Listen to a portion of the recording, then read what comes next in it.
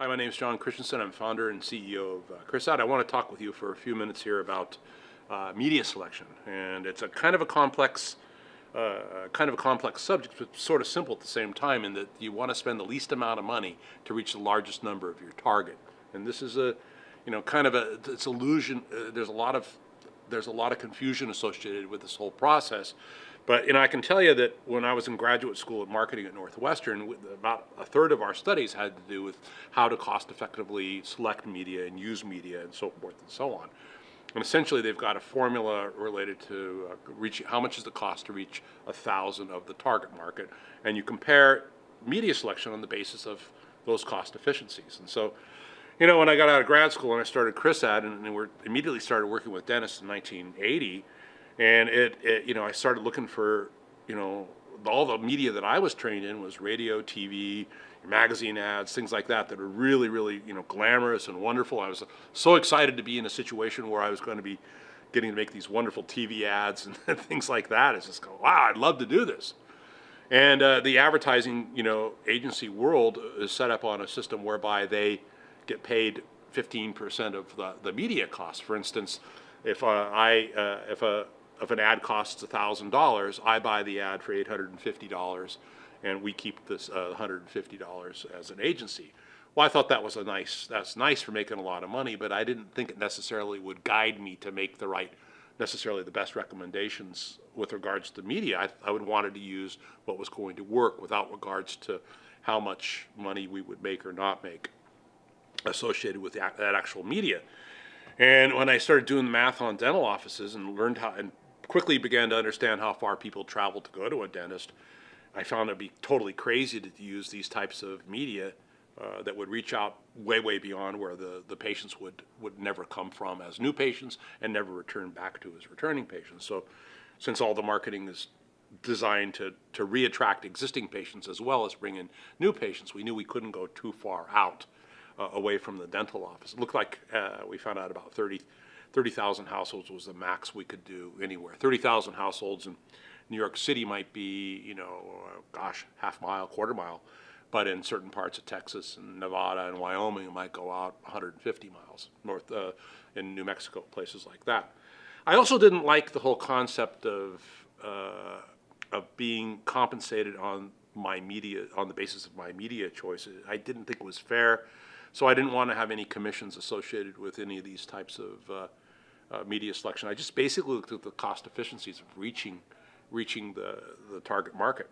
So with dentistry, I immediately, even though I really disliked dealing with printers, I really disliked dealing with the post office, and it was the most unsexy, unalluring media that I could possibly think of, I essentially jumped into using direct mail right away because I hit 100% of the local marketplace's homes, and goodness knows if there's 3.2, 3.3 persons per household, we don't know how many of those people in that household saw it. So we knew we were getting pretty good results, and we were reaching a heck of a lot of the marketplace. And we supplemented this marketing with wherever we possibly could as early as 1980, even though we had to run into all sorts of guff from the dental associations and the state boards and so forth and so on. But we put up the first dental office site signs, even though it wasn't easy. And it certainly was thought of as a nasty practice because they had to put up a sign back then and so forth and so on. But, you pay, let's say, in 2018 terms, you pay $10,000 for a site sign. If it's properly positioned, in many marketplaces, we'll have that site sign be seen by 100,000 people a month.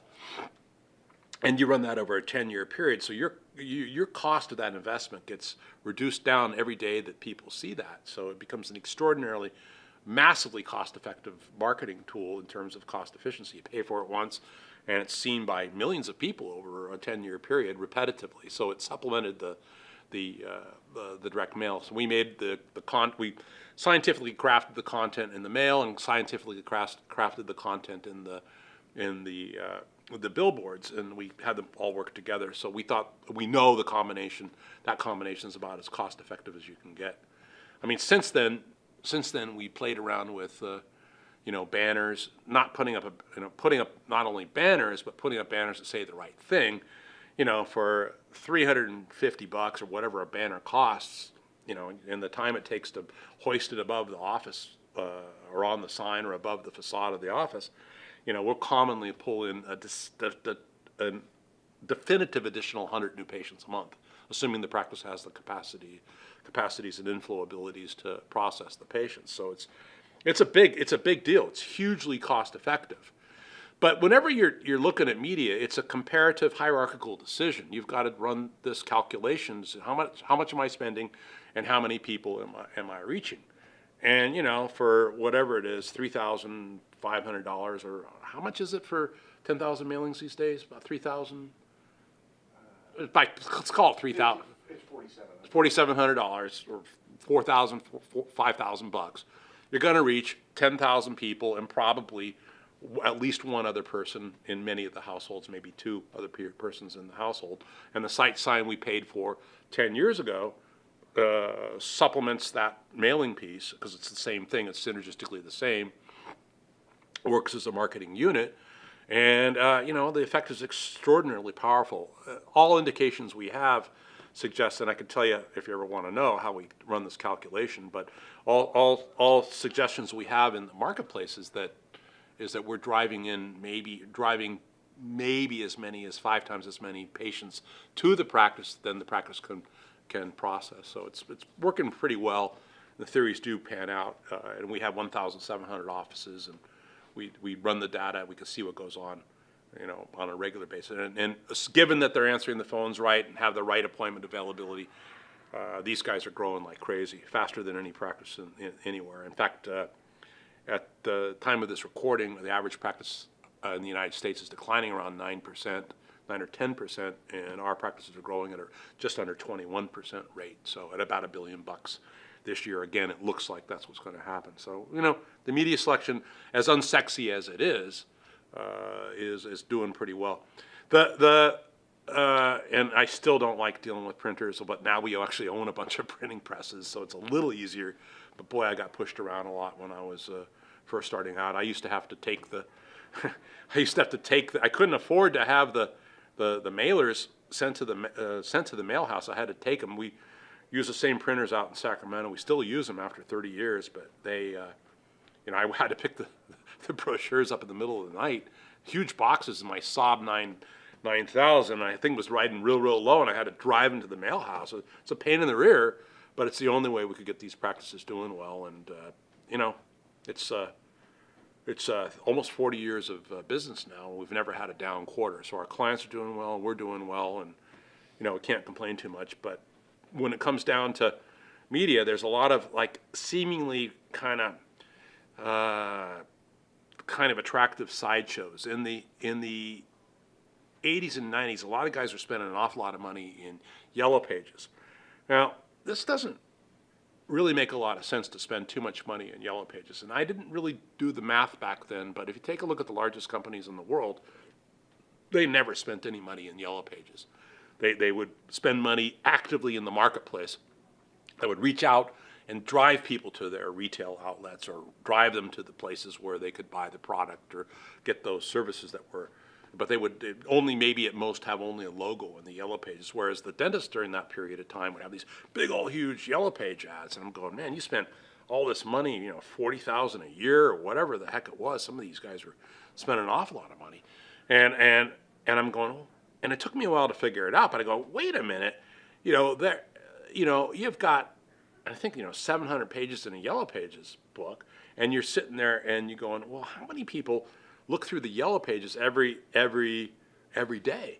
It's like, or even once a year, or ever. The only time they ever go in there to the dentist section is reactionary. It's after the fact. It's a reference point that came from something else where they would go there, look for the dentist. Well,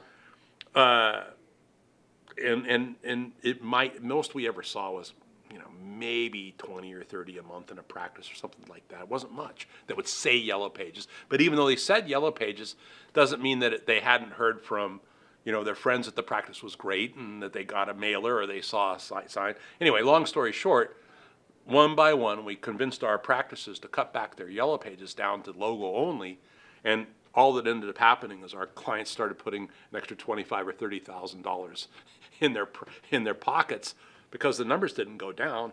In fact, they put the money sometimes in adding hygiene and things like that. The numbers went up, so it's a real good it was an unwise investment. Similarly, you know, in the 80s, there was a lot of people who wanted to be on TV and radio and things like that. Well, you know, the wealthiest people in the United States now have, I think, access to maybe 700 channels or something like that. Unlike the 70s and the early 80s, everybody's got a remote control now. There's DVRs. No one sees these commercials. I mean, it's ridiculous. And now we're able to actually buy, if I wanted to, it made sense, buy circumferences close to the office. But you know, when you take a look at it, like CNN never has ratings above 1 million people. There's 370, 380 people in the United States. That's 1/3, less than 1/4 to 1/3 of 1% of your local marketplace will see if they see the ad that you put on CNN, would see it. It's crazy. It doesn't make any sense. The cost to reach those eyes is way too high, way too high. And, you know, we run through these things. People a lot of times will look for different media as being a solution to what are essentially the inadequacies or inappropriate configurations in their practices. And they think that somehow or other some sort of media is going to surmount these kind of roadblocks or inadequacies in the practice. Well, we constantly look for the inadequacies and then remove them. And 100% of the time when we remove the roadblocks or impediments, the practice starts to do good and really do well. So there's no media that can overcome, for instance, someone who never answers the phone. There's no media or amount of money that can overcome a practice where they say certain things on the phone that we know are going to cause all potential new and returning patients to not make an appointment. So I can spend $1 million a month on any media, nothing's going to work. So it usually boils down to the practice configuration needs to be optimized before they spend the money. But then, of course, going back to the cost efficiency of media, they got to spend the money most wisely, most cost effectively, so they see the most eyes. So a lot of people think in 2018, and for the last 15 years or so, they've thought, well, my God, I must try some other media. Maybe that's going to solve all my problems. And boy, there's this magic internet, and boy, it's real sparkly and wonderful, and I think I'm going to do something on the internet that's fantastic. But if you run the cost efficiency calculations associated with the internet, now please keep in mind, we run like 300, 400 websites for our clients, and we're going to add more and more and more as years go on. We love websites. They're fantastic. And on our websites, you can actually appoint directly. Some of our clients are appointing, 600, 700 patients a month. And this is multiple office clients through their website. So I'm hugely in favor of a website, but it's got to be understood for what it is. And what it is basically, it's a landing page. It's a result of other marketing that they'll go to, and it has to be there. But the largest companies and the smartest companies in the world basically spend no money on getting to the top of Google. They want to be accessible through Google, but they don't spend any money to be at the top at all.